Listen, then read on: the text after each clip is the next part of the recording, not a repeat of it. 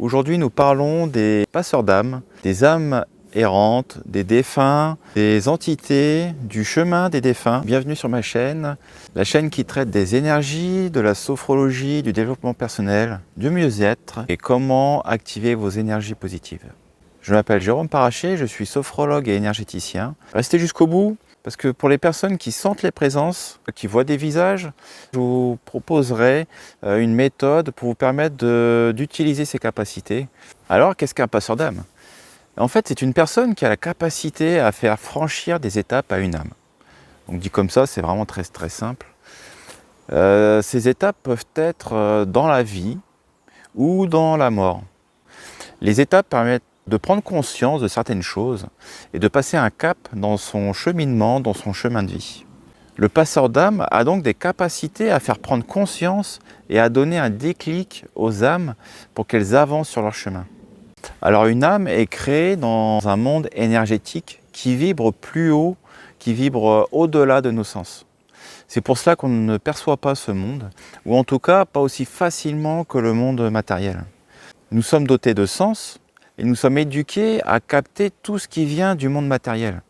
On est vraiment paramétrés et dotés de sens pour vivre dans ce monde matériel, pour capter les dangers, pour sentir, voir, toucher. Ça, c'est vraiment des sens qu'on utilise tous les jours. Et malheureusement, les sens subtils sont peu connus et peu reconnus. Du coup, ils ne sont pas éduqués, ils ne sont pas développés. Heureusement, quelques personnes ont des sens subtils développés naturellement. Et ces personnes sont de plus en plus nombreuses. Donc si ça fait déjà plusieurs épisodes que vous regardez, je vous propose de vous abonner parce que je publie un épisode par semaine. Alors revenons à notre âme.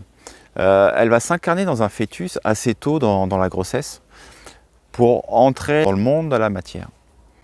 À partir de là, l'âme va piloter son corps pour interagir avec la matière, pour mener à bien sa ou ses missions de vie.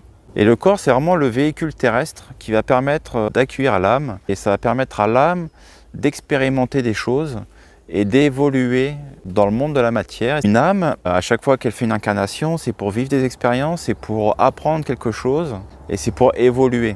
Et donc la personne dans sa globalité, c'est-à-dire dans le corps, l'âme et l'esprit, va vivre des émotions, des frustrations, des traumas, mais également des compréhensions et des évolutions. Des belles évolutions. Et heureusement, tout n'est pas noir dans la vie sur Terre. Et tout cela va laisser des traces en fonction de sa capacité à pardonner les autres et aussi à se pardonner et surtout à se pardonner.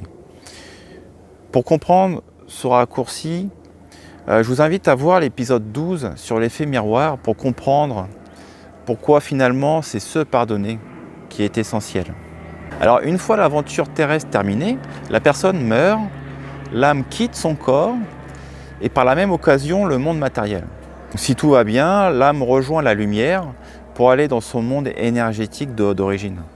Par contre, si l'âme reste accrochée à des blessures et n'arrive pas à se pardonner, elle reste coincée entre les deux mondes, celui de la matière et celui de la lumière. Et on parle là d'âme errante ou d'entité également. Donc c'est la même chose.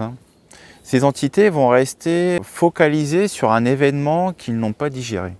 L'événement peut être rattaché à un item, qui peut être un lieu, un objet, une ou des personnes. L'entité va donc rester sur l'item ou à proximité, c'est-à-dire tourner autour.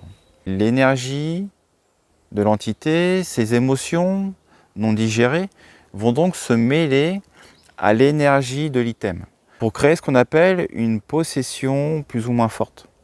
Alors, n'ayez pas peur, j'utilise le mot possession, parce que pour moi, il y a vraiment un mélange des émotions de l'entité, des émotions de la personne vivante, des choix de vie, des blocages. C'est pour ça que j'utilise ce mot-là. Je sais que ça peut faire peur, parce qu'il renvoie à des films d'épouvante effrayants. Heureusement, ça se passe rarement comme dans les films. Alors encore un petit instant pour arriver au bonus de cet épisode. En tout cas, l'âme errante vient perturber l'énergie des lieux, des personnes, des objets. Et les passeurs d'âme peuvent sentir et voir ces âmes errantes, peuvent les faire passer dans la lumière. Et donc plus l'énergie de l'âme errante est puissante, plus le passeur d'âme doit être expérimenté et ancré dans la terre. Et après le nettoyage, les énergies redeviennent normales. C'est-à-dire que la personne qui est vivante retrouve son énergie, retrouve ses émotions, ses pensées, ses propres schémas. Le passage d'âme fait partie de mes talents. Par expérience, les âmes errantes peuvent se nourrir des énergies des personnes vivantes. Elles peuvent empêcher les personnes vivantes de vivre pleinement leur vie, car leur présence les bloque dans le passé ou dans des schémas, dans des émotions, et ça les empêche de tourner la page pour aller plus loin dans leur vie. Et les âmes errantes peuvent créer également des douleurs inexpliquées. Donc si vous vous reconnaissez dans ces symptômes, si vous sentez des présences et que cela vous fatigue, si vous sentez qu'il y a des objets avec des mauvaises énergies, je vous invite à me contacter pour faire un nettoyage des lieux, des objets ou des personnes. Cela peut se faire en présence ou à distance sur photo. Alors, on arrive maintenant au bonus de cet épisode.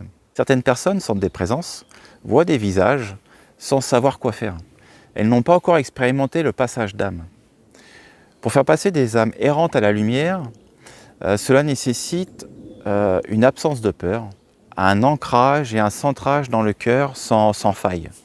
C'est pour cela que je ne prendrai pas le risque de vous expliquer comment faire dans cette vidéo, parce que je ne maîtrise pas vos capacités énergétiques, vos ancrages, vos émotions également. Je proposerai bientôt des formations pour pouvoir vous accompagner pleinement, mais je ne le ferai pas par vidéo.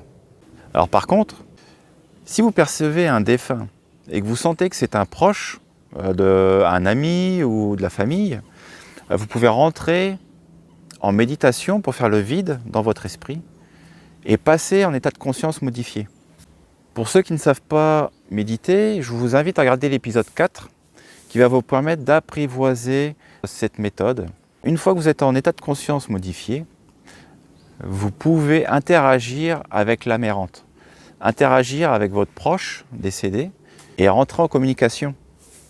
Et vous pourrez ainsi l'écouter, lui poser des questions, pourquoi pas alléger son âme, et peut-être qu'il passera à la lumière, parce que des fois, juste le fait de discuter, ça permet de passer la lumière. En tout cas, faites-le seulement avec vos proches pour être sûr que l'entité vous connaisse et ne soit pas maléfique.